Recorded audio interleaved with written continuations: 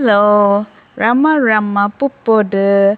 Hope all are in good health, feeling great, wonderful, having a relaxed life. Now let's go to chapter 37, part 3 Woman in Distress. Amarnath Cave. Panchatarni is only 4 miles from the shrine of Amarnath. The pilgrims usually settle down here and go for a few hours for the darshan of Amarnath and return to their tents in Panchatarni. Night passed and it was planned that the party in the doctor's tent should start on the short journey at about 9 o'clock the next morning, return by 1 o'clock, and leave Panchatarni that very day and pass Vavji the same night. At about 8 o'clock, an incident happened in the doctor's tent, which needs to be chronicled here. The doctor and the Pandit friends occupying the tent were accustomed to shampooing Ramdas' legs by turns. They took great pleasure in doing this service.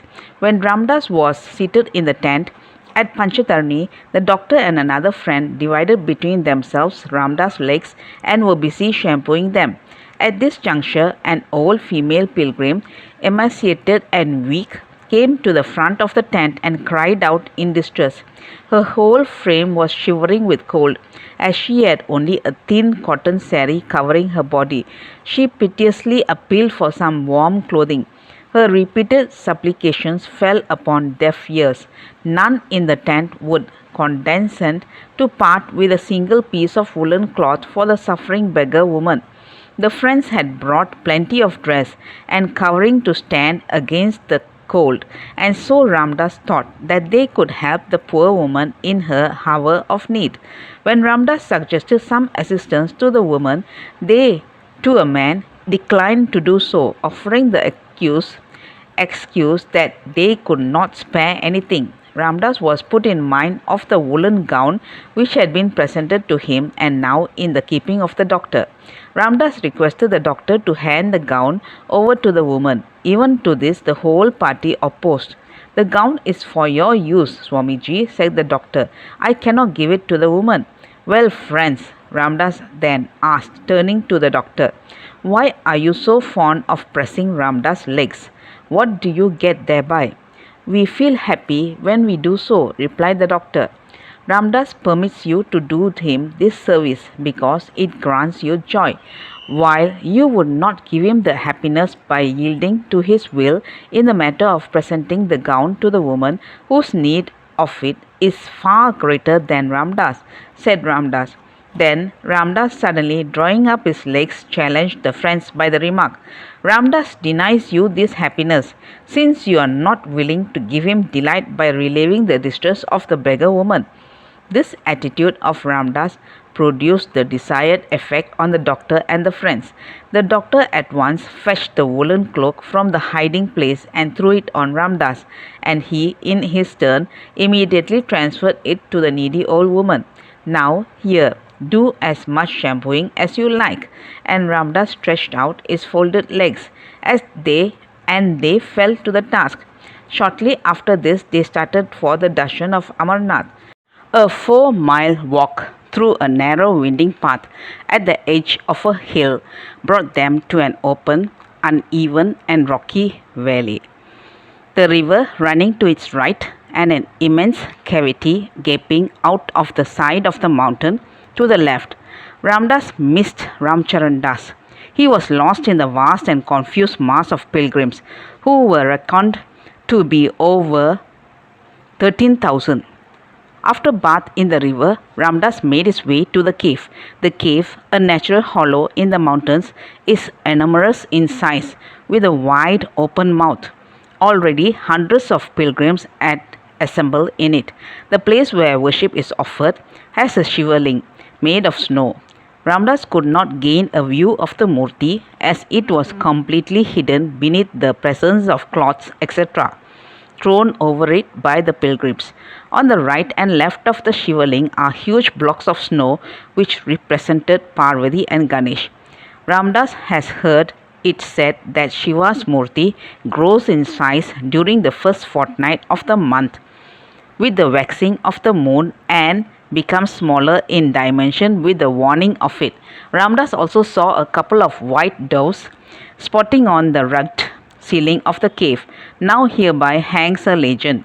In the days of yore, when god Shiva and his consort Parvati resided in the cave, at the request of the latter, the god narrated to her the Amarkada, or the story relating to the secret of immortality. As god Shiva proceeded with the story, Parvati, overpowered by sleep, dozed away. At the same time, a pair of doves lodged in the roof of the cave were eagerly listening to god Shiva's narration. In the place of Parvati, the doves responded to the story by uttering the sound hoo, hoo, hoo. Thereafter, it is said, the doves became not only immortal but also their species came to adopt the same cooing cry. It is said that the same two birds are still alive and are seen in the cave. The pure and sanctified atmosphere, the glorious surroundings and sight of thousands of pilgrims gave rise in him to waves of rapturous delight. He met at the cave Ramcharan Das. When asked about bath, he said that he had already had one. Bath and darshan over, the host of pilgrims retraced their steps to the camp in Panchatarni. The doctor and his party started on their downward journey. Before nightfall, they fixed their tents at the low-lying hillside beyond Vaujin. Here, report was brought to the doctors that the sadhu gave up his body at Vaujin on account of severity of the cold. This was the only casualty that occurred among the pilgrims. Early next day, they commenced again the march down the hills. The path was now, of course, a continuous incline, and Ramcharan Das, close at his heels, ran down the slopes at a breakneck speed and reached Palgon long before the hospital camp arrived. The missionary could not either locate Ramdas' whereabouts, since the camp was pitched at a different place this time, or he forgot all about Ramdas and his proposal regarding the sermon in his church, as he did not turn up. God's will. By the ensuing evening, as they now proceeded with quick marches, the party reached Srinagar. Ramcharan Das and Ramdas, of course, directed their steps straight to Jankinath's house. A party consisting of almost all the members of Jankinath's household started on a trip to Chena Bag. They crossed the Dal lake by boat and came to Chena Bag. The place is full of gigantic chena trees. The view one could have from this spot when facing the lake was grand. The distant bluish mountains, the vast sheet of still water of the lake, and the clear open heavens above made up the enchanting picture. Ramdas ran, danced, skipped in the cool shade beneath the chena trees for some time, and suddenly climbed up a slim and tall giant among them with Ramcharan Das in close pursuit. While Ramdas was going up the tree at incredible rapidity like a monkey, the members of the party gazed on the performance agape with amazement, not unmixed with a sense of curious delight, for they were quite unprepared for the exhibition of this aspect of his restless activity. When he reached the very summit of the tree, he shouted forth at the top of his voice, "Hari Om! Hari Om! Hari Om!" 3 times, sending a thrill through the hearers. Now he descended to witness the feats of asanas shown by Ramcharan Das.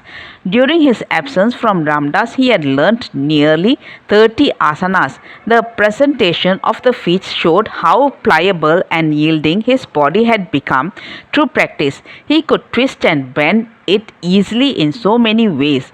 The party looked on his performance with great interest and joy.